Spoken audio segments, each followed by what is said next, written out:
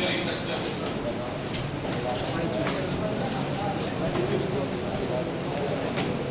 अब हमने procedure starting करी तो ये सारी चीजें एक बॉटैनिकल इवैल्यूएशन होता है, मॉर्फोलॉजिकल इवैल्यूएशन, माइक्रोस्कोपिकल इवैल्यूएशन के लिए आज हम स्टार्ट करने जा रहे हैं इंस्ट्रूमेंट।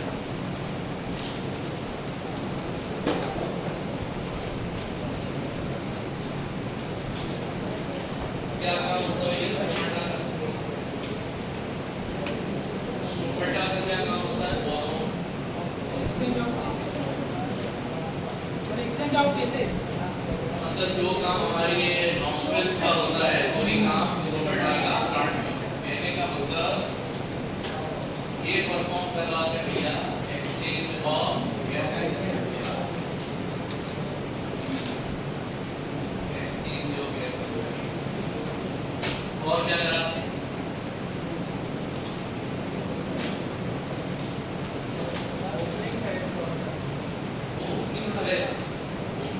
क्या होता है उसका भी बना रहे हैं मॉर्फोलॉजी ऑफ इट। मैं ये बात कर रहा हूँ फंक्शन क्या होता है। एक फंक्शन आपको जो बता दिया एक्सचेंज ऑफ गैसेस, और क्या फंक्शन होता है?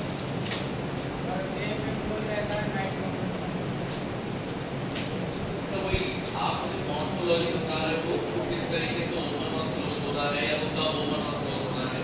मैं आपसे पूछ रहा हूँ फंक्शन क्या है। ठीक है, दिन में ओपन होता है, अब जब ओपन होता है तो हम देखते हैं कार्बन डाइऑक्साइड को लेता है अंदर और ऑक्सीजन रिलीज करता है। इस ओपनिंग और क्लोजिंग के कारण एक काम तो एक्सचेंज ऑफ गैसेस होता है और दूसरा काम क्या होता है?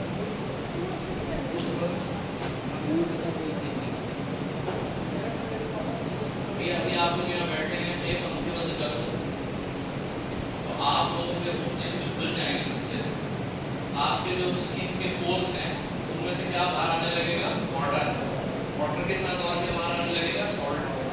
तो यहाँ पर अगर हम कहते हैं कि हमारे शरीर में पसीना आता है और पोर्स से बाहर निकलता है, जिसको अंग्रेजी में पर्स्पिरेशन शायद हम बुलाते हैं, बराबर है ना? पसीने निकलने को हम बुलाते हैं भैया कि हमें पर्स्पिरेशन बहुत ज्यादा होता है।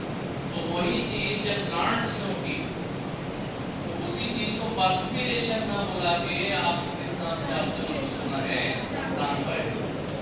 मतलब वाटर लेवल को भी क्या करता है? मेंटेन करता है। ट्रांसपायरेशन का मतलब होता है पहली चीज तो वाटर वेपर के फॉर्म में बाहर निकलेगा, वाटर वेपर के फॉर्म में बाहर निकलेगा। दूसरा, अगर ये वाटर वेपर निकला तो इससे हमारे प्लांट को क्या फर्क? ये वाटर एक तरीके से कूलिंग तो नहीं बोलेंगे, थोड़ा आप कह सकते हो हम होमियोस्टेसिस की कंडीशन पे पहुंच जाते हैं। होमियोस्टेसिस मतलब कहने का मतलब ये कि भैया अगर आपको पता है कि बाहर का मौसम जो है वो थोड़ा सा हॉट ह्यूमिड टाइप का है और आपके शरीर में पसीना निकलता है, तो वो पसीना जब आपकी पूरे स्किन पे फैलेगा और उस पर जब हवा लगती है तो आपको कैसा एहसास होता है? राइट। तो उस टाइम पे आपका बॉडी टेम्परेचर जो होता है वो क्या करा जाता है? मेंटेन किया जाता है कि भाई बॉडी अगर ज्यादा हीट अप हो रही है और आप नहा नहीं रहे हो या आप शावर नहीं ले रहे हैं तो बॉडी का टेम्परेचर मेंटेन करने के लिए, हीट स्ट्रोक से आपको बचाने के लिए आपकी बॉडी वाटर रिलीज करती है, जिससे स्किन पर कूलिंग इफेक्ट आता है। सेम काम हमारा ट्रांसपायरेशन यहाँ पर करता है, यानी it maintains homeostasis but in plants, it maintains homeostasis but in plants। पहला काम हो गया सर एक्सचेंज ऑफ गैसेस, दूसरा काम हो गया भैया ट्रांसपायरेशन।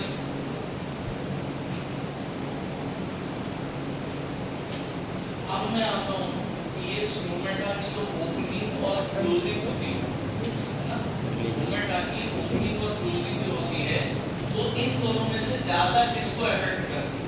कोई बता सकता? स्ट्रोमेटा की ओपनिंग और क्लोजिंग होती है तब जाके ये दोनों काम होते हैं। लेकिन अगर स्ट्रोमेटा की ओपनिंग और क्लोजिंग इफेक्ट कि वो जिसका ओपन हो रहा था उसका नहीं ओपन हो रहा कम ओपन होगा। तो इन दोनों फंक्शन में से कौन सा फंक्शन अफेक्टेड होता है?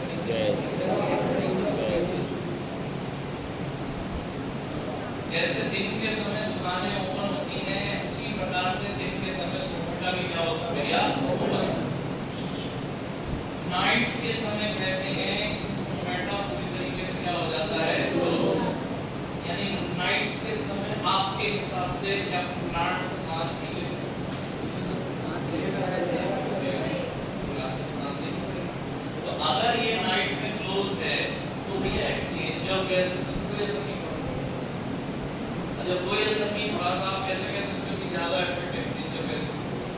हाँ, एक चीज की गारंटी दे सकते, दिन के समय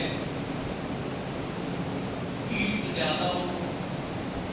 अब अगर हीट ज्यादा होती है तो हम कहेंगे उतना ही ज्यादा वाटर वेपर निकलेगा, मतलब क्या होगा? Transpiration.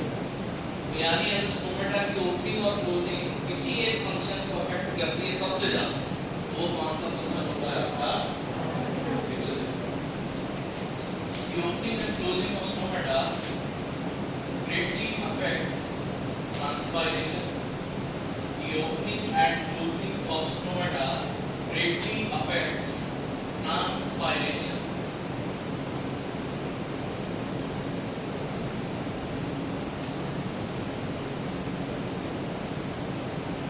Greatly affects transpiration.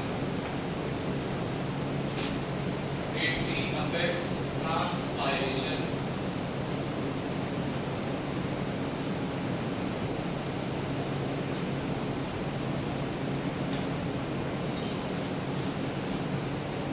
Transpiration दिन के समय बहुत जबरदस्त अमाउंट में होता है, वही ट्रांसपायरेशन नाइट के समय एकदम कैसा हो जाता है? अब मैं आपको बताता हूँ, क्योंकि बेटा ट्रांसपायरेशन की जो प्रोसेस होती है वो पूरी तरीके से स्टोमेटा पर भी डिपेंडेंट होती है। वहीं एक्सचेंज ऑफ गैसेस सिर्फ स्टोमेटा नहीं करता। तो बता सकता प्लांट में और कौन सी जगह है, कौन सी चीज है ऑर्गन है जहाँ से एक्सचेंज ऑफ गैसेस होता है? steam tank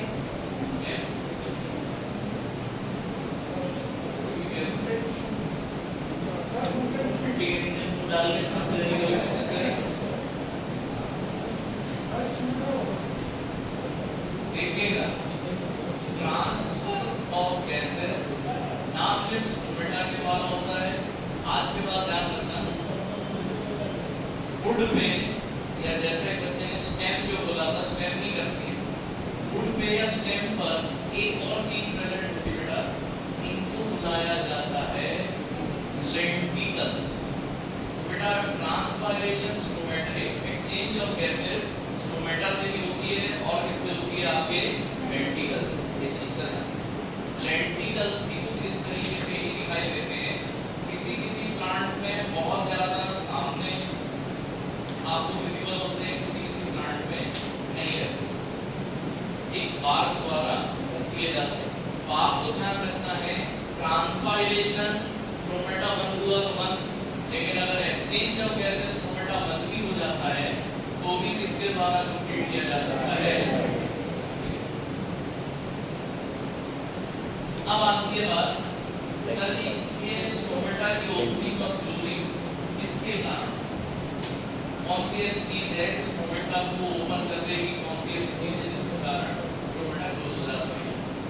उस पर पहुंचने से पहले मैं आपको एक चीज साफ बता दूं, ये जो एक्सचेंज ऑफ गैसेस है इसमें आप लोगों को बहुत बुरी तरीके से बेवकूफ बनाया गया। पहले तो ये बताओ, अगर प्लांट सांस लेता है तो किस तरीके से लेता है? मतलब क्या इनहेल करता है, क्या एक्सहेल करता है? CO2 इनहेल करेगा और ऑक्सीजन कितना महान है ना प्लांट? नहीं सर, कितना महान है प्लांट, तो तुम्हारी छोड़ी हुई जहरीली कार्बन डाइऑक्साइड खुद ले लेता है और फिर ऑक्सीजन तुमको प्रदान करता है। कहते हैं प्लांट खूब लगाइए। ये प्लांट ना आजकल के उन फर्जी बाबाओं जैसा है। बाबा राम ने भी जमाने बड़े थे, तो ये हमारा प्लांट भी उसी तरीके से काम कर रहा है। ये बाबा तो दिन के समय में बड़े उदार बनेंगे, दिन के समय में बड़े उदार बनेंगे, देखो हम सारा कचरा हम ले ले रहे हैं, उनको सोना ले रहे हैं, यानी दिन के समय नौटंकी चल रही है, हम CO2 इनहेल कर रहे हैं और ऑक्सीजन को क्या करना है भैया, एक्सहेल। समस्या ये आ रही है, ये काम इनकी मजबूरी है, क्योंकि दिन के समय जब ये CO2 इनहेल करते हैं तब एक प्रोसेस होती है जिसको आप इसके नाम से जानते हो। अब ये फोटोसिंथेसिस हुई है और ये दादा बना ग्लूकोज, दिन भर ग्लूकोज बनाया, मेहनत से खाना बनाया है, और ग्लूकोज बनने के लिए जब ग्लूकोज बन जाता है तब ऑक्सीजन रिलीज होती है, तब ये वैसा ऑक्सीजन नेचर में रिलीज करते हैं, आपको लगता है कि बड़ा पवित्र काम कर रहे हैं। अब तुमने दिन भर खाना बनाया, कभी ना कभी खाओगे, अब आता है रात्रि का वक्त, रात्रि के वक्त में जितना ग्लूकोज दिन भर में प्लांट ने बनाया, देखो नाइट के टाइम पे सनलाइट तो है नहीं, सनलाइट नहीं है मतलब फोटोसिंथेसिस होगी क्या? अब हमारे ग्लूकोज का होता था ब्रेक डाउन, पूरा ग्लूकोज की एनर्जी ले लेंगे। अब ये ग्लूकोज का ब्रेक डाउन जो होता है वो होता है इन प्रेजेंस ऑफ ऑक्सीजन। जैसे आपको ग्लूकोज से अगर एनर्जी चाहिए, ग्लूकोज को छोड़ना है, तो एरोबिक रेस्पिरेशन नाम की आप चीज बनी, ऐसा का ऑक्सीजन ब्रीदिंग और रेस्पिरेशन में क्या अंतर है? ब्रीदिंग और रेस्पिरेशन में क्या अंतर है? इनहेल और एक्सहेल। ब्रीदिंग मतलब आपने ऑक्सीजन इनहेल किया, जो भी आपने एक्सहेल किया, उस ऑक्सीजन का यूज करके तो ब्रीदिंग हो। अब ये जो ऑक्सीजन आई है, इस ऑक्सीजन का यूज करके आप अपने शरीर में प्रेजेंट ग्लूकोज को और तत्वों को तोड़ के उससे एनर्जी गेन कर रहे हैं। तो आपको ध्यान रखना है इन प्रेजेंस ऑफ O2, यानी अब ऑक्सीजन चाहिए से। नाइट के टाइम पे बिल्कुल उल्टे काम करने लगे, नाइट के टाइम पे भाड़ में नहीं सारे अच्छे काम, ऑक्सीजन हम इनहेल करेंगे। अब ऑक्सीजन इनहेल करेंगे, ग्लूकोज ब्रेक हुआ है, तो जाहिर सी बात है ग्लूकोज के ब्रेक होने पे क्या निकलती है? Carbon dioxide. अब जो कार्बन डाइऑक्साइड निकल रही है उसको ये उठा के क्या कर देते हैं? ले लेते हैं। और मैं आपको बताना चाहता हूँ कि ऑक्सीजन की प्रेजेंस में ग्लूकोज का ब्रेकडाउन जब होता है तो इस प्रोसेस को आप क्या बुलाते हो भाई? रेस्पिरेशन। तो दिन के समय फोटोसिंथेसिस, रात के समय रेस्पिरेशन। दिन के समय फोटोसिंथेसिस करेंगे, रात के समय रेस्पिरेशन करेंगे। ये दिन भर खाना बनाया, मेहनत करिए, रात में बैठ के खाएंगे।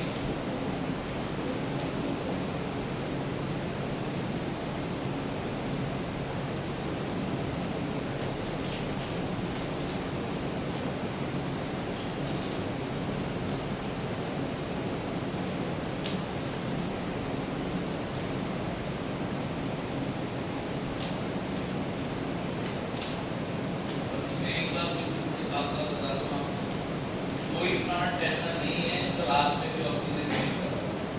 तो हमारे को दिया जाता है पीपल का पेड़ जो होता है वो ऐसा होता है, पीपल के वर्ग जो पेड़ होता है लेकिन रात के समय वो ऑक्सीजन रिलीज करता है, इसलिए एकदम गलत। क्या नाम है, गाय जो है जितनी है सब चीज़ें, लेकिन वो ऐसा भी नहीं है कि वो हमेशा ऑक्सीजन रिलीज करती है। ये सब कहने की बातें हैं। आपको जो ये सिखा दिया जाता है कि बेडरूम में स्नेक प्लांट रखिए, एक क्या है ना, आजकल का ज़माना ऐसा आ गया है कि इंस्टाग्राम पे जितने भी इन्फ्लुएंसर है या यूट्यूब पे इन सब जगह पे ये मतलब अंदर से कोई बात आई, अंदर से कोई बात आई है, फील हो गई है, मेरी आत्मा से निकला है, मैं इस चीज़ को बना के सब जगह अपलोड कर दूँगा, उसको चेक नहीं करूँगा, क्रॉस चेक नहीं करूँगा, और आपको बेवकूफ़ बना दिया जाता है। रात में स्नेक प्लांट या ये तुलसी प्लांट, ये प्लांट आप रखिए अपने बेडरूम में, ये रात में भी ऑक्सीजन रिलीज करता है। दुनिया में ऐसा कोई प्लांट नहीं है, या तो वो फोटोसिंथेसिस नहीं कर पाओ, और अगर वो दिन के समय फोटोसिंथेसिस करता है, ग्लूकोज बनाता है, कभी ना कभी तो बैठ के खाएगा ना। हाँ, मैं ये मान सकता हूँ कि प्लांट्स पे डिपेंड करता है कि कोई प्लांट होगा वो ज़्यादा अमाउंट कार्बन डाइऑक्साइड रिलीज करेगा, कोई प्लांट होगा वो कम अमाउंट रिलीज करेगा। जो आपको बोलते हैं कि भैया वो पीपल के पेड़ के नीचे सोना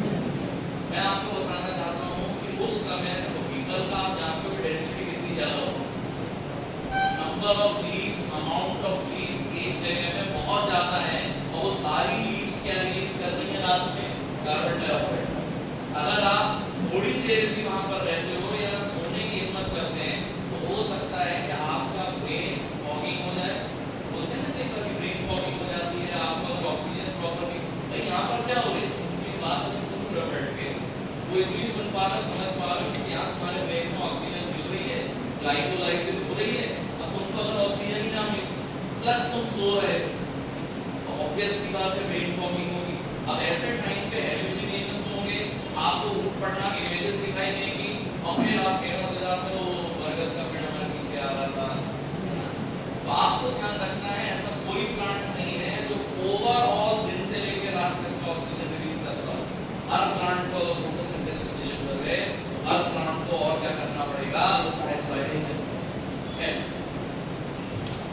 अब अगर दिन के समय और रात के समय ये चीजें चेंज हो रही है, ये तो चलो एक्सचेंज ऑफ गैसेस की बात होगी। अब बात आती है कि सर ये तो opening and closing of stomata है, ये किस पे डिपेंड करती है और किसके कारण? भाई अपन स्टोमेटा को एक ब्रेकडाउन करके पढ़ना स्टार्ट करते हैं। स्टोमेटा के बेसिकली 3 पार्ट। आप अगर स्टोमेटास पढ़ रहे हैं तो स्टोमेटा के बेसिकली 3 पार्ट। सबसे पहले तो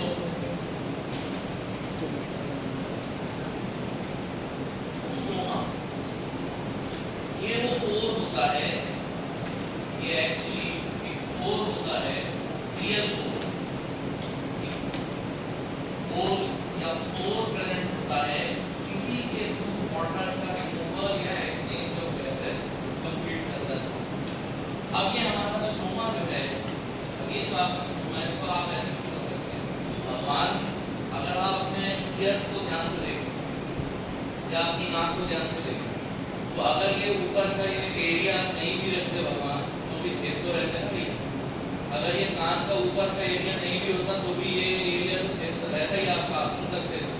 फिर भी आपको ये ऊपर का एक एरिया दे दिया प्रोटेक्शन के लिए, बराबर म्यूकस दे के रखा है कि भैया कचरा सड़क हो जाए तो म्यूकस रिलीज होगा, म्यूकस उसको क्रॉस कर लेगा, आप उसको बाहर कर देंगे, यही कहते हैं।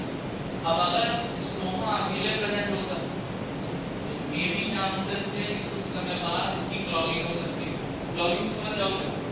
क्लॉगिंग मतलब डस्ट वगैरह को किसी भी चीज आ गई, अब यार तुम्हारी नाक में ही कचरा फंस गया, नाक नहीं ले पा रहे, मर जाओ। तो आपको ध्यान रखना है ना सिर्फ स्टोमा जिससे एक्चुअली एक्सचेंज ऑफ गैसेस होती है, इस स्टोमा को प्रोटेक्ट करने के लिए, इस स्टोमा को प्रोटेक्ट करने के लिए अब आती है दूसरा पार्ट जिसको आप लोग शायद कई बार सुनते होंगे, गार्ड सेल्स। नाम से ही समझ में आ रहा है भैया कि ये स्टोमा यानी हमारे पोर की गार्डिंग कर रहे हैं।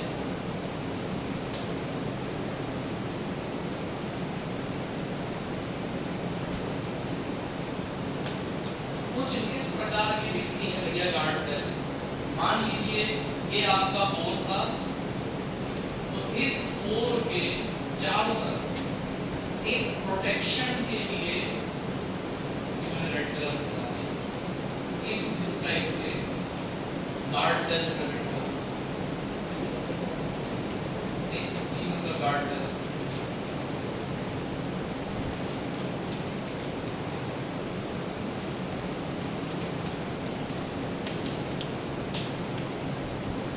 बड़े भाई देखिएगा इस गार्ड सेल की बड़ी खास बात, इस गार्ड सेल के अंदर ये कुछ सेल्स प्रेजेंट होती हैं। गार्ड सेल के अंदर कुछ सेल्स प्रेजेंट होती हैं। मैं इन सेल को ये बनाऊं, ये सेल क्या होती है भैया ना, सुनिए सुनिए, इस प्लास्टिड में अब आप जो भरोगे, खाली सेल्स होती हैं, इन प्लास्टिड में अब आप जो भरेंगे उस हिसाब की नई प्लास्टिड जैसे अगर मान लीजिए इस प्लास्टिड में मैं ये भरूं, इसका भी नाम सुना होगा नहीं? क्लोरोफिल, इसी के कारण कौन सी प्रक्रिया होती है?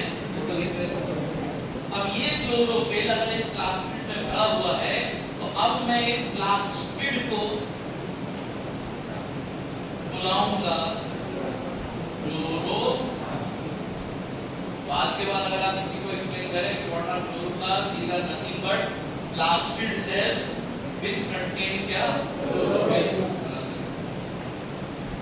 हमारी ये गार्ड सेल इतनी जादुई चीज लेके बैठी हुई है।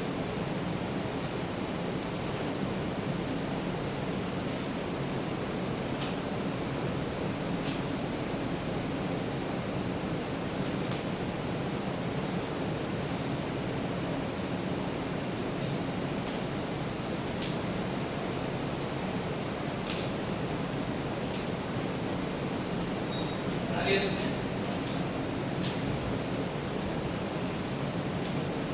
Chloroplast are plastid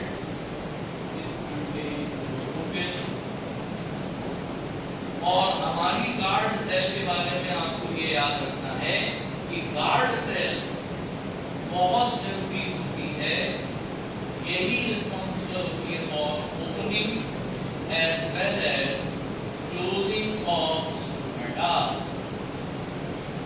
guard cell की भी रिस्पॉन्सिबिलिटी होती है, भैया स्टोमेटा ओपन होगा या क्लोज होगा। तो पीछे ग्रीन कलर से दिखाई तो दे रहा है, नहीं दिख रहा बता दें।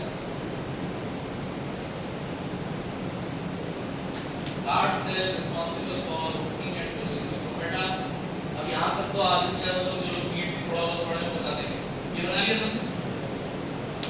भैया गार्ड सेल से एक और काम आप कर सकते हैं, किस टाइप की guard cell present, guard cell की टाइप, किस टाइप की गार्ड सेल प्रेजेंट है, इससे आप ये अंदाजा लगा सकते हो कि गार्ड सेल से ना सिर्फ ओपनिंग और क्लोजिंग स्टोमेटा हो रही है, एक और चीज देख सकते हो, टाइप ऑफ प्लांट का बता सकते हैं सिर्फ गार्ड सेल पे लगना। गार्ड सेल देखिए और आप बता देंगे किस टाइप का प्लांट होगा। मैं एग्जांपल देता हूं, आपने एंजियोस्पर्म जिम्नोस्पर्म के बारे में पढ़ा हुआ अच्छे से, क्या होगा देखो बोल दिया तो सुना है, पढ़ा नहीं, सुना सबने होता, पढ़ा किसी ने नहीं। चलो छोड़ो, मोनोकोटाइपॉड तो सुना है, मोनोकोटाइपॉड तो सुना है भैया। अगर टाइप ऑफ प्लांट आपको गार्ड सेल से पता करना है तो आप ऐसे पता कर सकते हैं। मान लीजिए हमारी गार्ड सेल, मैं एक छोटी सी ट्रिक बता दे रहा हूँ कैसे याद रखना।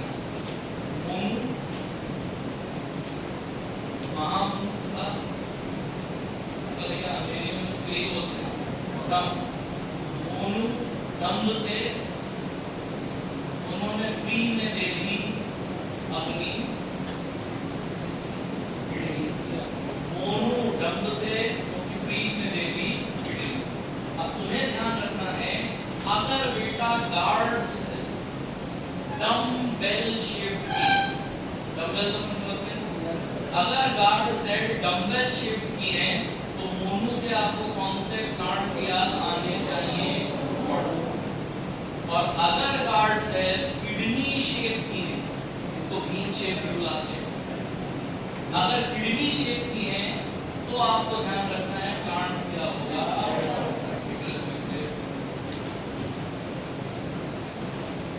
तो ये टाइप ऑफ प्लांट पकड़ लिया आपने गार्ड सेल देख कर।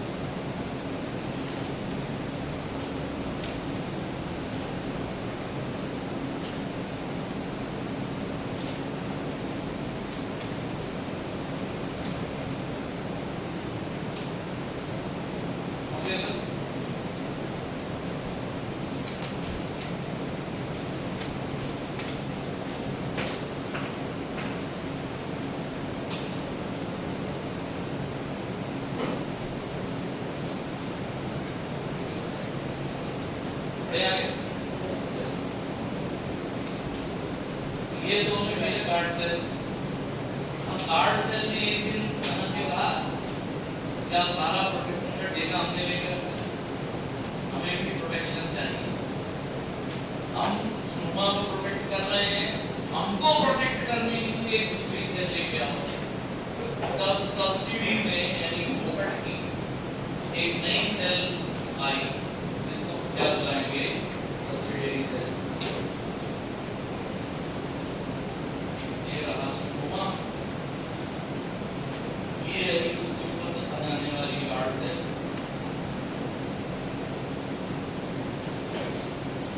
और गार्ड सेल के ऊपर अलग टाइप से सेल आपकी भैया subsidiary cell.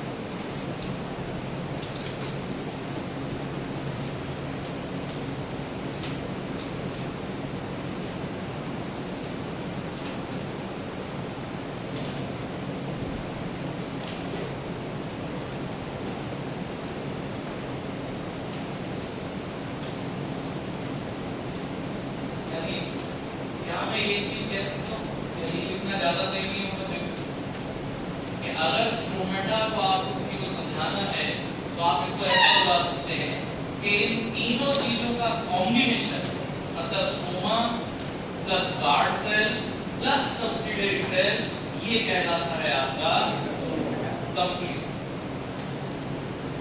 Subsidiary cell, guard cell, stroma, जब ये तीनों साथ मिलते हैं तब एक स्ट्रोमेटा बनके तैयार। सही। सब्सिडियरी सेल, गार्ड सेल को आपने दो चीजों में पढ़ ली।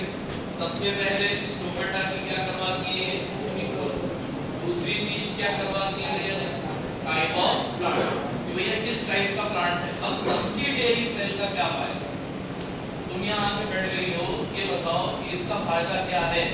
तो आपको ध्यान रखना है, अगर गार्ड सेल बता रही थी टाइप ऑफ प्लांट, तो बेटा सब्सिडियरी सेल बताती है type of stomata. Subsidiary cell decide करती है कि किस टाइप का स्टोमेटा बनेगा।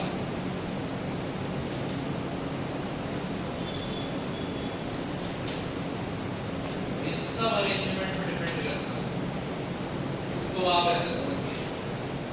आप यहाँ पर आए बैठे मेरी क्लास में और आप एकदम सिंसियरली शांति से शालीन तरीके से बैठे काम करें। कल को मान लो मैं क्लास लेने आऊँ तो सर ने समझ लिया आपके पॉस्चर को देख के कि ये रिस्पेक्ट है। कल को मैं क्लास लेने आऊँ, ये भाई साहब यहाँ बैठे हैं, ठीक है, पढ़ाते इतने जूलिया तो ऐसे करके क्यों बैठे, मतलब इनके क्वेश्चन से मुझे समझ में आ जाएगा कि इनकी प्रॉपर्टीज इस टाइप की। ठीक उसी तरीके से सब्सिडियरी सेल गार्ड सेल पर किस तरीके से अरेंज होती है। जैसे यहाँ आप देख रहे हो, ये गार्ड सेल है, अगर गार्ड सेल ऐसे जा रही है लंबवत, तो हमारी सब्सिडियरी सेल उसको पूरी तरीके से क्या कर रही है, परपेंडिकुलर में काट रही है। हरी बात।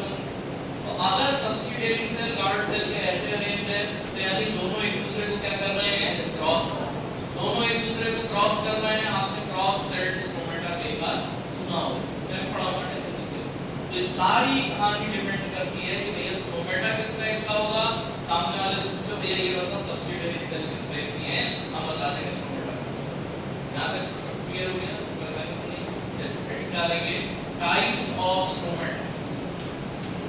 और ये कौन-कौन से प्लांट्स में आपको याद रखना है, टाइप्स ऑफ स्टोमेटा, और ये कौन-कौन से प्लांट्स में पाए जाते हैं। सबसे पहला स्टोमेटा हम पढ़ने जा रहे हैं बच्चों, पैरासाइटिक स्टोमेटा। और घबराने का नहीं, हमेशा शब्दों पर ध्यान दो, आधे से ज्यादा प्रॉब्लम तुम्हारी नहीं सॉल्व होगी। Parasitic stomata, parasitic stomata.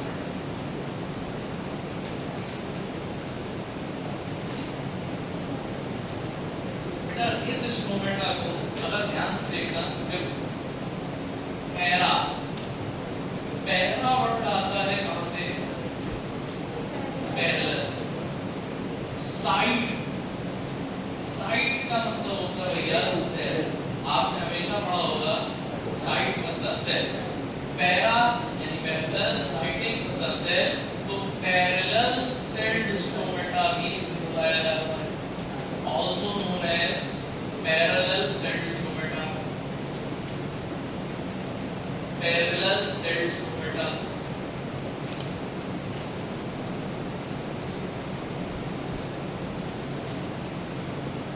बता सकते हो parallel celled से कहाँ क्लिक हुआ, थोड़ा बहुत क्लिक हुआ,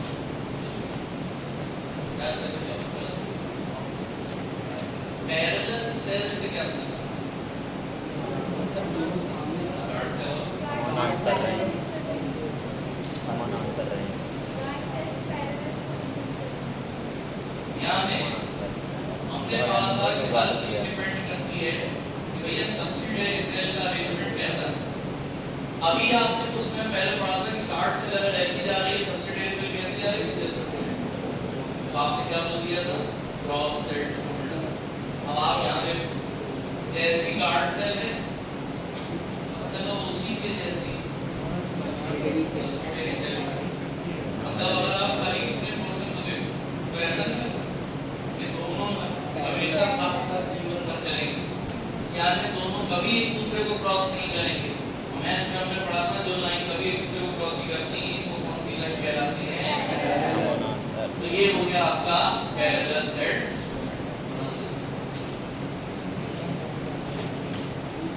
ये था कार्ड सेल, ये हो गई नीचे लाल कलर की सब्सिडियरी सेल।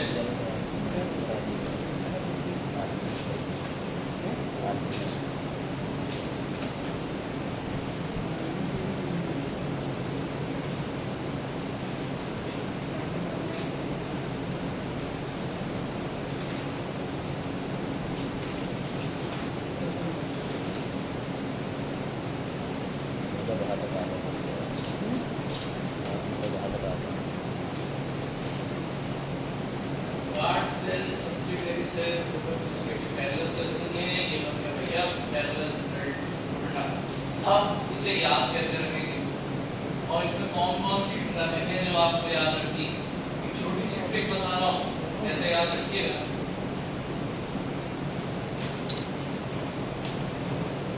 पराग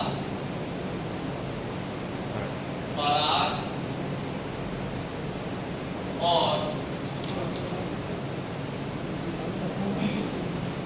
पराग और रूबी जॉन सीना के साथ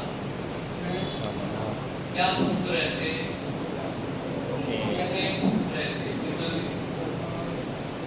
पराग और रूबी जॉन सीना के साथ मौके ले रहे थे।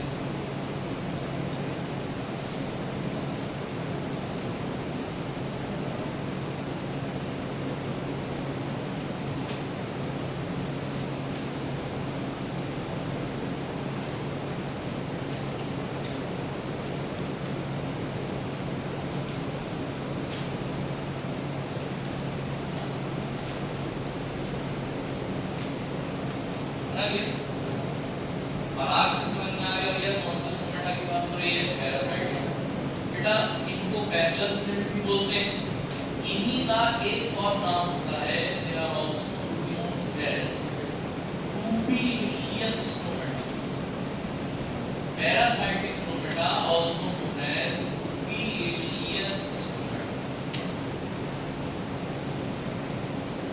रूबिएशियस पैरासाइटिक सोमेटा है रूबिएशियस सोमेटा।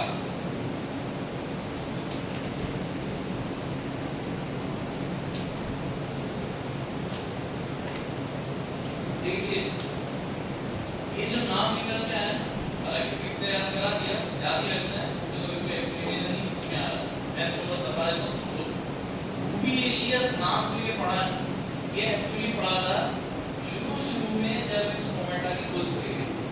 स्टार्टिंग में जब ये मिले थे तो लोगों ने देखा कि जितने भी प्लांट में ये मिल रहे थे सब के सब रूबिएसी फैमिली को बिलोंग करते, आधे से ज्यादा सब के सब रूबिएसी फैमिली को बिलोंग करते। लेकिन समय के साथ धीरे-धीरे लोगों को पता चला, अब नाम तो रख गया, पेटेंट तो बन गया, एक बार अगर नाम रख गया तो फिर उसको चेंज तो नहीं कर सकते ना। उन्होंने रख दिया रूबिएशियस, क्योंकि उन्होंने कहा जरूरी रूबिएसी का पार्ट होगा या रूबिएसी फैमिली का चरित्र होता है। बाद में लोगों को पता चला साल लेक्टिनोसी में भी आ रहा है, एराइट्रोक्सिलेस में भी आ रहा था, और भी फैमिली में पाए जाने लगे। लेकिन एक बार अगर नाम पड़ गया तो उसको आप चेंज नहीं कर सकते। मान लीजिए भाई बचपन में मैं पैदा हुआ था 88 में, तो हो सकता है कि मेरा कलर जो था थोड़ा ठीक ठाक था, तो लोगों ने अगर मेरे माँ बाप मेरा नाम रख दिया तो दूधराज। अब मैं क्रिकेट खेल रहा हूँ, खेल के मैं एकदम काला पड़ गया, तो क्या मेरा नाम चंद्र प्रसाद हो जाएगा? नहीं।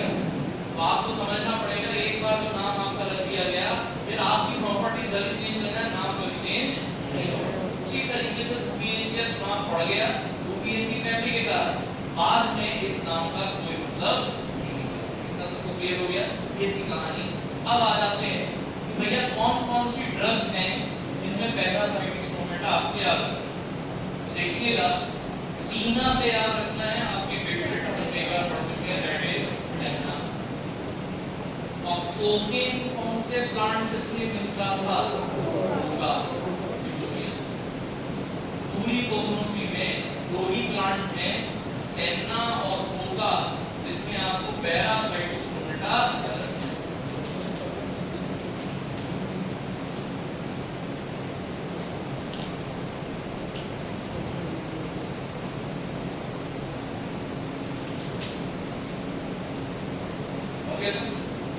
ये हो गया पैरासाइटिक स्टोमेटा का काम करना। अब हम एक काम करते हैं, सब्सिडियरी सेल का अरेंजमेंट चेंज कर लेते हैं थोड़ा, और ये बहुत बड़ा काम करने जा रहे हैं, क्योंकि अगर हमने सब्सिडियरी सेल के अरेंजमेंट में हल्की सी छेड़खानी भी अगर कर दी तो आप मान के चलिए आपका स्टोमेटा भी चेंज हो जाएगा। इनके बारे में आपने पहले ही भी ले ली थी, बिल्कुल सही। अब डायरेक्ट ट्रिक बता रहा हूँ, इसे याद करते हैं। सेकंड टाइप ऑफ स्टोमेटा के लिए हम ट्रिक से स्टार्ट करने जा रहे हैं।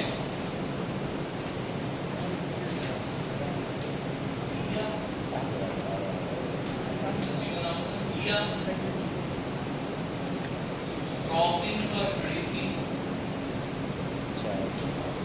अपनी कार के पास, किया क्रॉसिंग में अपनी कार लेकर खड़ी हुई थी, कार में से स्मेल आ रही थी, यानी कि वास आ रही थी। किसकी वास आ रही थी? मिंट की वास आ रही थी।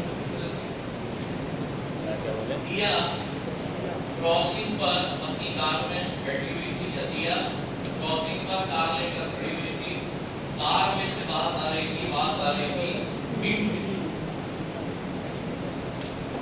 कार में वास आ रही थी।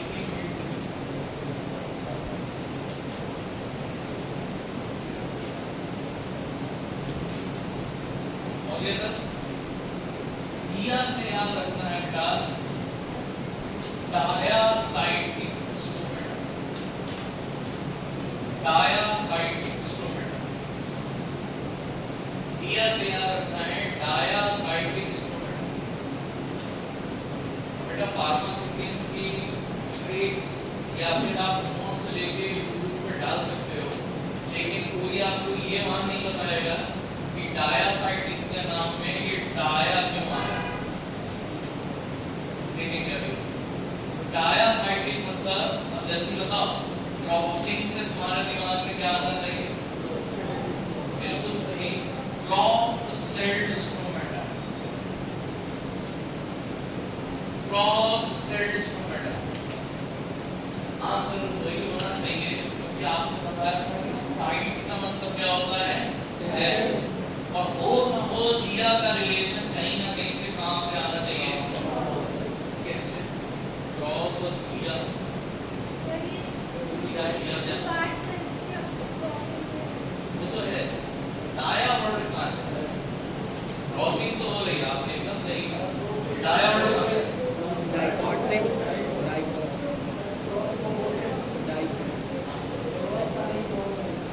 क्रॉस करने को दिया कहां से आया? क्रॉस है तो काटो पीटो ऐसा वर्ड आना चाहिए। तीन से इतना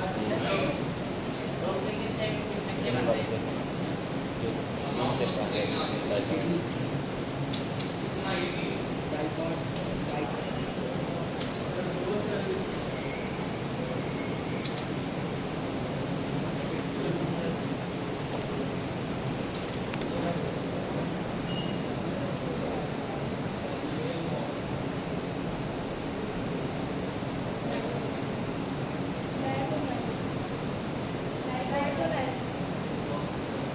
ये क्या है? लेटर, ये क्या होता है? लेटर बॉक्स, और डायगोनल हमेशा एक दूसरे को क्या करते हैं? बेटा दिया वर्ड तुम्हारा कहां से आया है?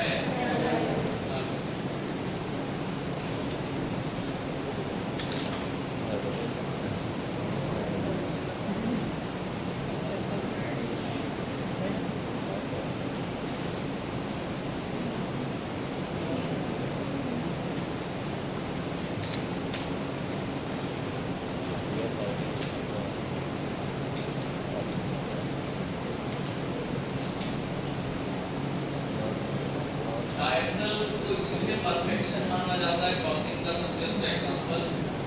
ये हमेशा एक दूसरे को कैसे काटते हैं, परपेंडिकुलरली काटते हैं।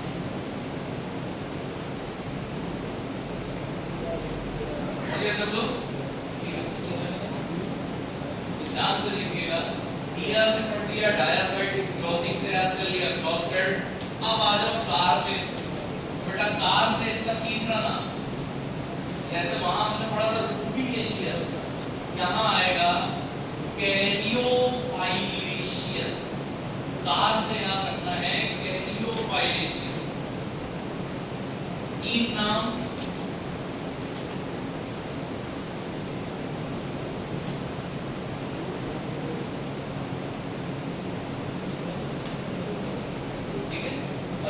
आपको दो ड्रग्स याद रखनी है। पहली ड्रग है वसाका और दूसरी ड्रग है मिंट। मिंट मतलब दोनों मिंट, यानी पेपरमिंट साथ ही साथ spearmint. Peppermint and spearmint. Mint को माइकोग्नोसी की भाषा में ये बुलाया जाता है एंथा।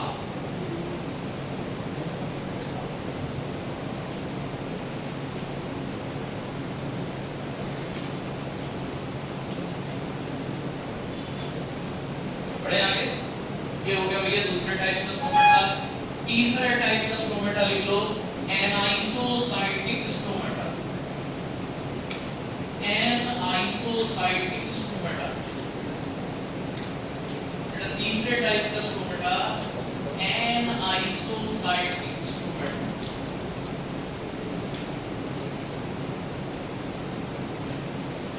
एनाइसोसाइटिक स्टोमेटा।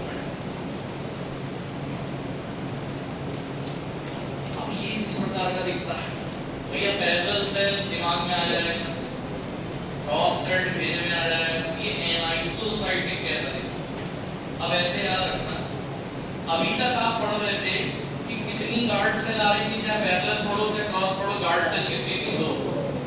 एक गार्ड सेल आपने बढ़ा ली, आपने गार्ड सेल की सब्सिडियरी सेल आपने बढ़ा ली। पहले दो आ रही थी सब्सिडियरी सेल, अब दो की जगह आपके तीन सब्सिडियरी सेल चलते हैं। ये हो गई S1, ये हो गई S2, ये हो गई S3। अब यहाँ पर आप क्या ऑब्जर्व कर रहे हो इन तीनों के बीच में? S1, S2, S3 को ध्यान से देखेंगे तो क्या ऑब्जर्व कर पा रहे हैं आप? यानी कि आप ये कह सकते हो कि S1 और S2 इक्वल हो सकते हैं, लेकिन कभी भी S3 इक्वल नहीं। यानी ये एक ऐसा स्टोमेटा है जिसमें आपको इनइक्वालिटी दिखाई दे रही है। S1, S2, S3 में दो हो सकती है, तीसरी हमेशा अलग ही होगी। चाहे वो सबसे बड़ी हो सकती है, चाहे वो दोनों से छोटी हो सकती है। यानी यहाँ पर आपको जो सेल दिखी है वो कैसी है बेटा? Equal cell. साइड मतलब क्या है? आइसो आइसो मतलब सेम, आइसो मतलब बराबर, आइसो मतलब इक्वल। तो एन आइसो मतलब क्या हो जाएगा? Unequal set stomata. तो अनइक्वल सेट स्टोमेटा यही होता भैया एनाइसोसाइटिक स्टोमेटा। कुछ इस प्रकार का दिखता है।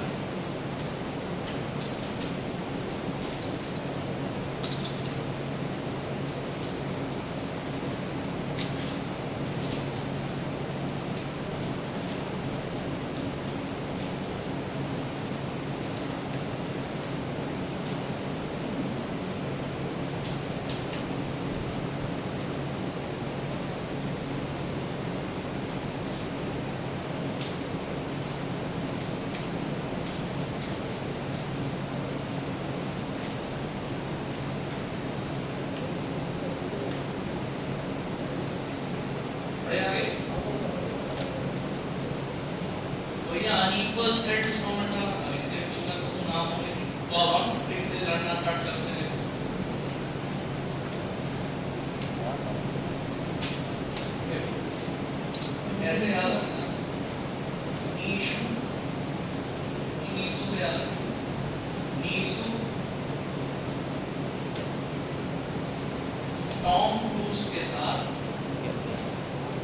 ईसु टॉम क्रूज के साथ घूमने फिरने गए।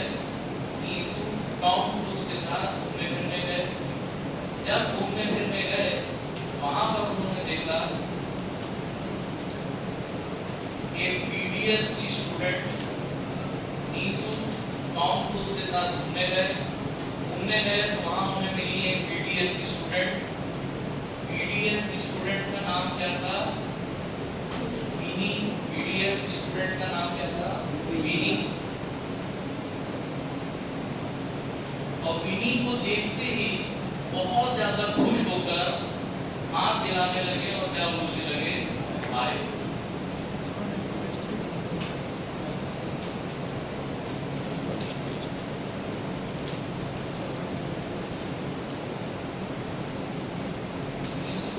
टॉम क्रूज के साथ घूमने गए, वहां मिली पीडीएस की स्टूडेंट विनी। उन्हें देख के जोर जोर से हाय करने लगे। सब भूल गए, चेहरा देख के सब भूल गए, उनके हाय करने लगे। मतलब ये तो गाना था, मैं लहरा लहरा चिल्लाऊंगा कुर्ता पजामा फाड़ के, उसका एक कमीज का संस्करण है। आप इसको ऐसे समझो।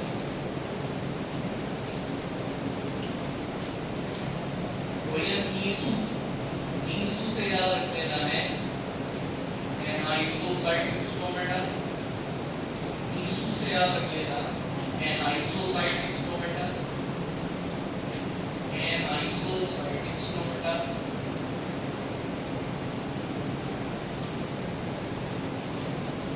also known as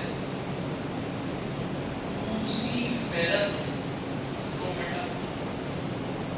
Also known as cruciferous stomata. From cruciferous cruciferous।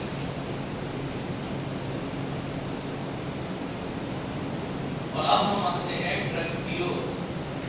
नीचे से स्टार्ट करना भैया। आय से आपको क्या याद आना चाहिए? आयोसाइनस।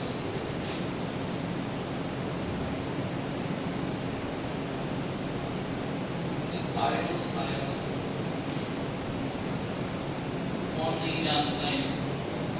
ड्रग का नाम इनका। ये सब फेमस ड्रग है। कई बार ऐसा होता है कि आप इतना ड्रग सुन लेते हो, आप कभी नहीं भूलोगे। जैसे जब हम सेना की बात करते हैं तो हमने उसको कैसे याद किया था भैया? John Cena. और आप जानते हैं जॉन सीना के साथ कोकीन को बजा रहा था। कौन फूक रही थी भैया?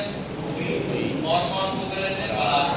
आप कभी नहीं भूलेंगे कि सेना कौन से स्ट्राइक स्टोमेटा में आता है? पैरासाइट। याद हो जाएगा? ठीक। ये हो गया इनका, ये हो गया आयोसाइनस। तो तीन ड्रग याद रखनी है, ई, टी और एस। ई से हो जाएगी बेलाडोना, बी से हो जाएगी बेलाडोना। लाल कलर से दिख रहा है बेलाडोना, अल्बुरा एवं स्ट्रामोनियम। पीडीएस बेलाडोना, अल्बुरा, स्ट्रामोनियम। बेलाडोना, अल्बुरा। टोटल 5 ड्रग आपकी हो गई। ये 5 ड्रग आपको किसमें याद रखनी है? एनाइसिस में।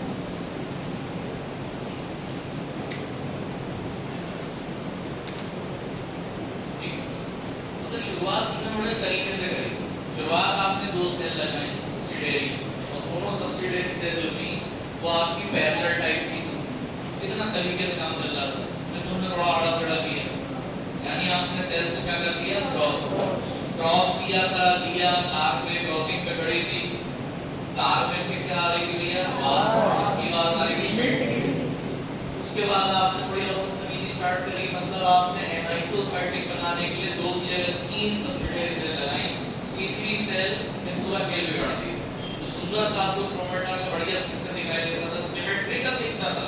अब वो सिमेट्रिकल नहीं था, कैसा हो गया? ये सिमेट्रिकल। अब तो हालत बहुत ज्यादा खराब हो गई। अभी तक अगर आपको लग रहा था कि ये सिमेट्री है, अब होना चाहिए।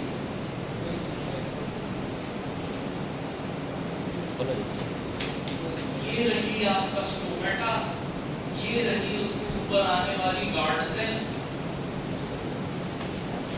अब मचा मतलब कुछ भी पूरी तरीके से हिसाब किताब कैसा हो गया, पूरी तरीके से काम कैसा चल रहा है, रैंडम। रैंडम का मतलब ये होता है जिसके पास कोई रूटीन नहीं होता। रैंडम का मतलब ये होता है कि किसी एक फिक्स्ड रूटीन से, पैटर्न से काम नहीं हो रहा। अभी तक तुम्हें फिक्स्ड पैटर्न देखते थे, यहाँ पैरेलल सेट है, यहाँ क्रॉस सेट है, अभी कोई पैटर्न नहीं है। जो आदमी रूटीन से नहीं चलता, यानी जो रैंडमली चलता, जिसका रूटीन अगर है तो पूरी तरीके से कैसा है, इरेगुलर, वो जीवन में कभी नाम नहीं कमा पाता, हमेशा कैसा रह जाता है, अनाम। अनाम आदमी, इरेगुलर आदमी, अनाम आदमी कैसा, रैंडम आदमी। अब तुम्हें ध्यान रखना है भैया, अनाम अगर मैं कह रहा हूँ मतलब मैं बोल रहा हूँ एनोमोसाइटिक स्टोमेटा के बारे में। एनोमोसाइटिक स्टोमेटा नाम से याद रखना, anomocytic stomata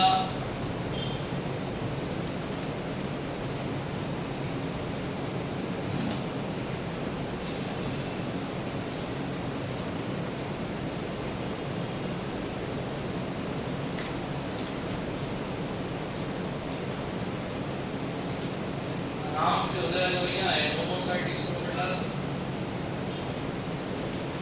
also known as irregular celled stomata, also known as irregular celled stomata।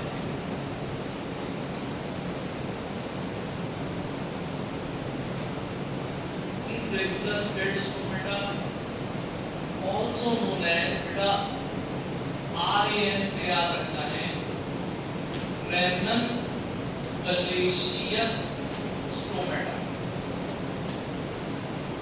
RAN, random के RAN से याद रखना है, रेनन कलेशियस स्टोमेटा।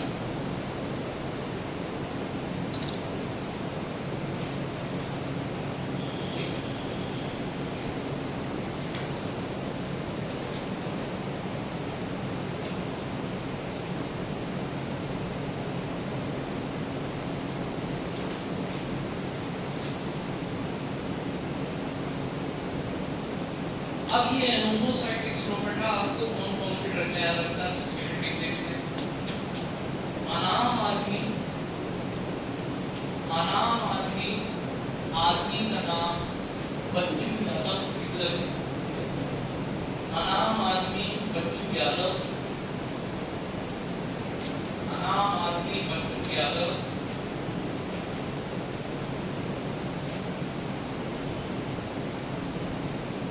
अपने प्रेम प्रसंगों के कारण चर्चा में रहते थे। अनाम आदमी बच्चू यादव लव प्रसंगों के चक्कर में फेमस रहते थे। अपने आप को बहुत बड़ा फैन बताते थे।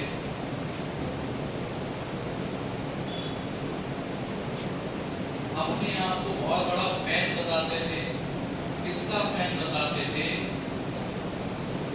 Digital America. अपने आप को बहुत बड़ा फैन बताते थे डिजिटल अमेरिका।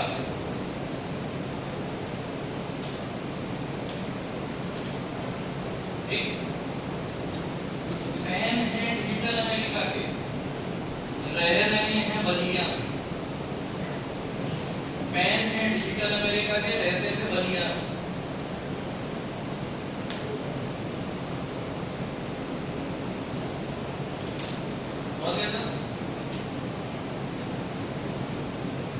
बच्चू यादव, मजाक नहीं कर रहे, सही में ड्रग है। ड्रग का नाम बुच्चू,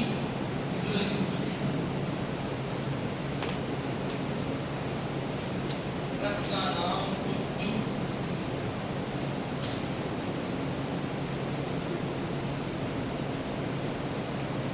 कौन सी ड्रग होगी जल्दी बताओ? लो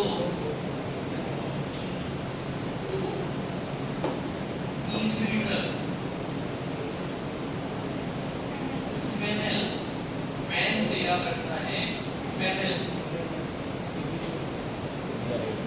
कौन बता रहा है? बिल्कुल सही, digitalis. Digitalis America, phytolacca americana, phytolacca americana, phytolacca americana. Digital से डिजिटलिस, अमेरिका से फाइटोलेगा अमेरिकाना, और बलिया से हो जाएगा दादा लोबेलिया। Lobelia, lobelia. तो ये 6 ड्रग्स हैं, फिक्स से याद रखना है आपको। बच्चों याद अपने पसंद पे फेमस थे, अपने आप को फैन बता देते किसका, डिजिटल अमेरिका, लेकिन रहते कहाँ पे? बलिया। तो आपको ये 6 ड्रग याद रखनी है। 6 की 6 ड्रग में कौन सा प्रोमोटर होता है? अब लिख देना एक्टिनोसाइड इंस्ट्रूमेंट, एक्टिनोसाइड इंस्ट्रूमेंट,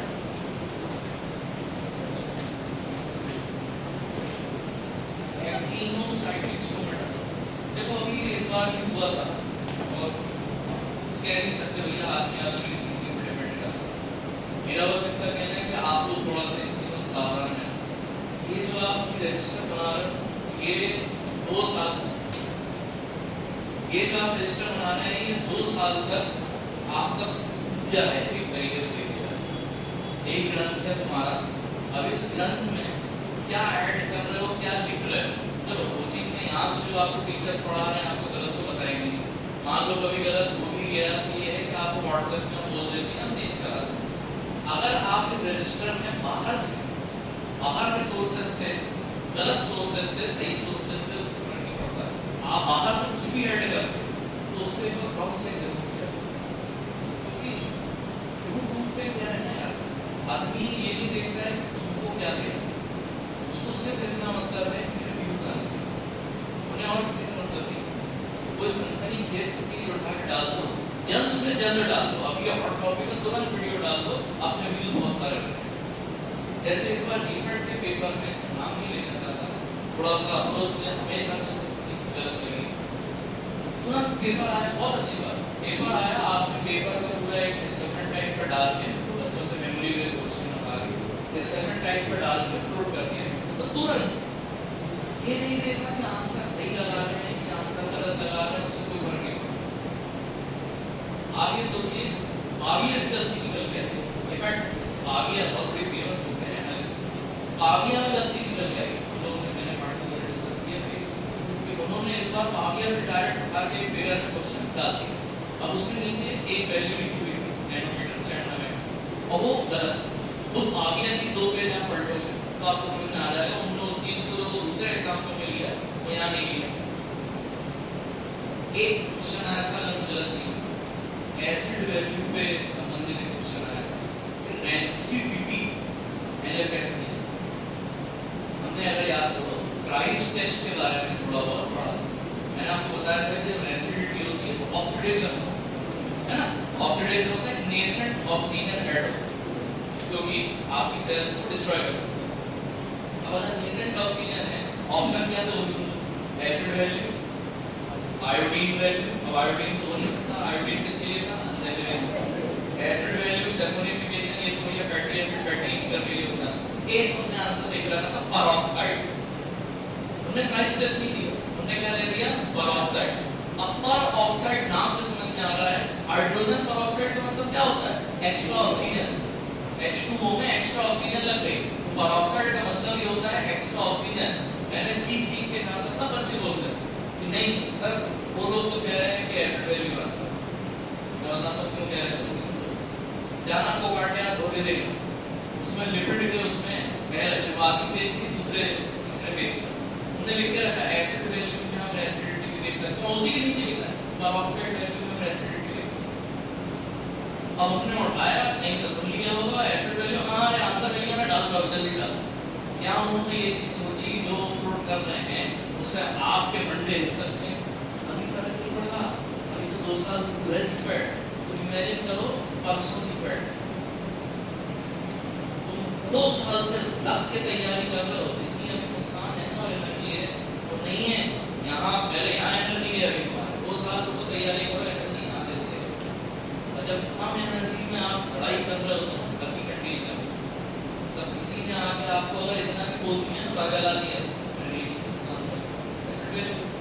और ऐसे टॉपिक भी बताया जाए तो बहुत अच्छे से आता है, यार कॉन्फिडेंस भी अच्छी हो जाता है, सीधे आंसू निकलते हैं, सीधा आपने फैकल्टी को फोन लगा तो सर मैं कर तो पाऊंगी, मैं कर तो पाऊंगा ना, नहीं ऐसा तो नहीं मैं फेल हो जाऊंगा।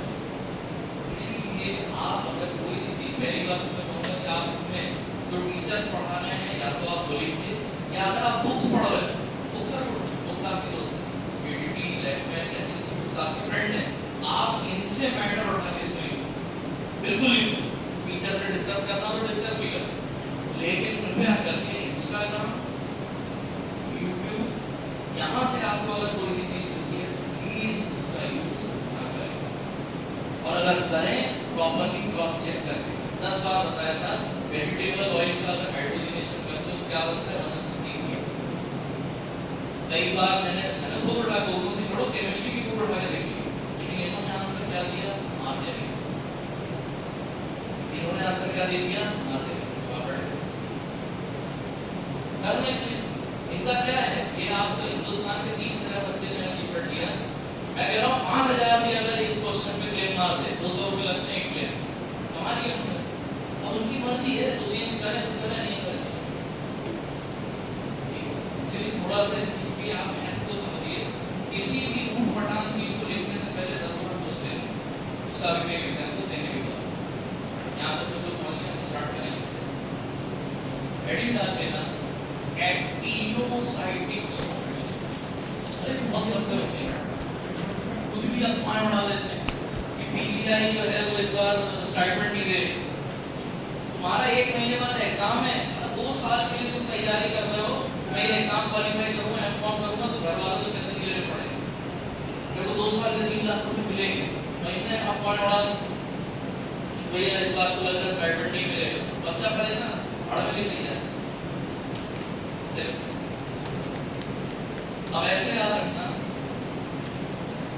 एक्टिंग करने के लिए रेडी होने की, कॉपरेटिव होने की, उर्वशी एक्टिंग करने के लिए रेडी हो रही थी, उर्वशी एक्टिंग करने के लिए रेडी हो रही थी, उर्वशी टेंशन कम हो, थोड़ी सी उन्होंने 2-4 पॉइंट इसमें लगा लिए, ईयर इतने भी एक्सीडेंट सब हो गया, एक्टिंग करने के लिए रेडी हो गई थी उर्वशी, क्या लगा ली, ईयर लगा ली।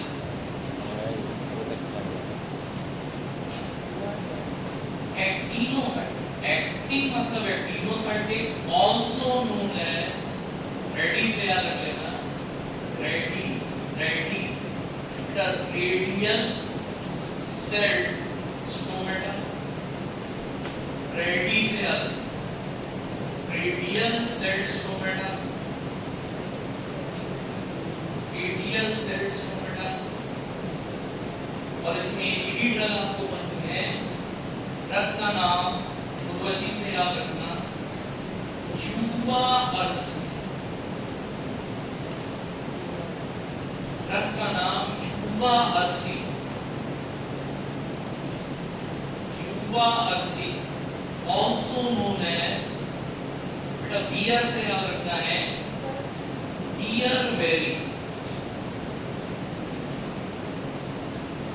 यूवाअर्सी also known as bearberry, uva ursi also known as bearberry. बेटा देखने में ये स्टोमेटा कुछ ऐसा दिखाई देगा, ये हो गए भाई गार्ड से, गार्ड सेल के चारों तरफ सर्कुलर फॉर्म में यानी रेडियली सब्सिडियरी सेल का अरेंजमेंट होता है।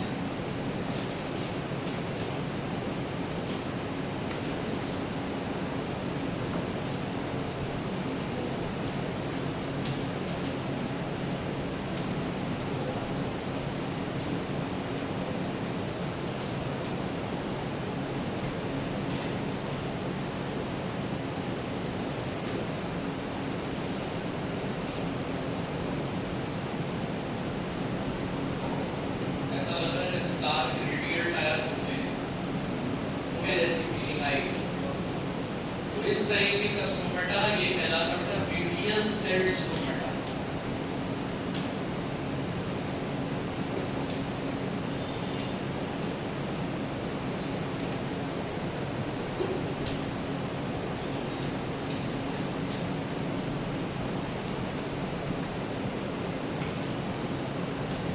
लास्ट आ जाएंगे, अभी मैं अलग से बता दे रहा हूं, परफेक्ट सर्कुलर स्टोमेटा, पूरी तरीके से सर्कुलर स्टोमेटा, और एक आता है बेटा संपियन स्टोमेटा। सर्कुलर स्टोमेटा और संपियन स्टोमेटा। अब वो बेटा हमारी कॉपी से ये सब तो कॉपी करके बता देंगे, वीडियो बना लो लेकिन वो ये नहीं बताएंगे कि संपियन अगर स्टोमेटा हुआ है यानी पिचका हुआ स्टोमेटा है तो वो क्यों है। ध्यान से देखो, सर्कुलर स्टोमेटा याद रखने का तरीका बता रहा हूँ, ऐसे याद रखना। आप लोगों ने कुलचे बनाए होंगे तो ध्यान रखना, कुलचों का शेप कैसा था, सर्कुलर। आपने खाए थे सर्कुलर कुलचे, आपने खाए थे सर्कुलर कुलचे, आपने खाए थे सर्कुलर कुलचे। कुलचे से ड्रग याद रखनी है, कोलचिका। कुलचे से ड्रग याद रखनी है कोलचिका।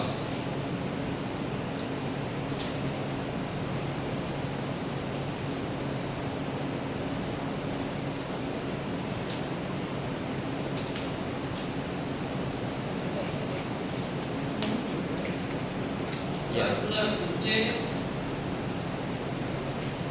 और संकी भादर, संकी भादर,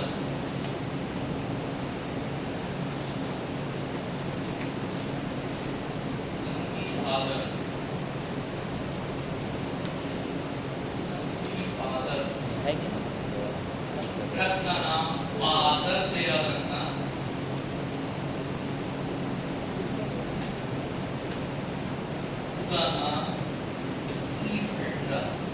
फादर से याद रखना, संकी फादर।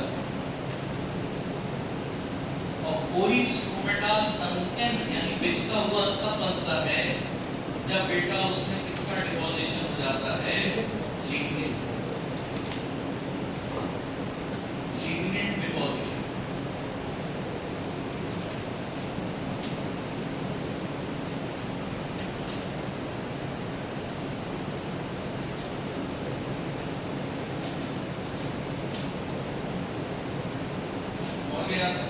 ये बेटा आपके सभी टाइप के स्टोमेटा पूरी तरीके से फिनिश। अब नेक्स्ट क्लास में अपन देखेंगे कैल्शियम ऑक्सलेट क्रिस्टल्स को कंप्लीट कर लेंगे। अगर क्लास में तो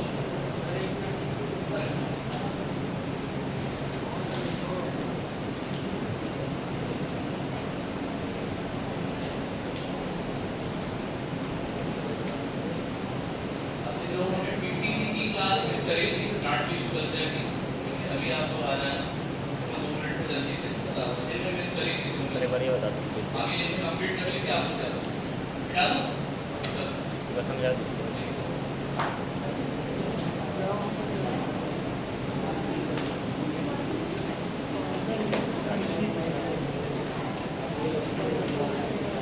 यहाँ काका से यार 6वां नंबर गया यार।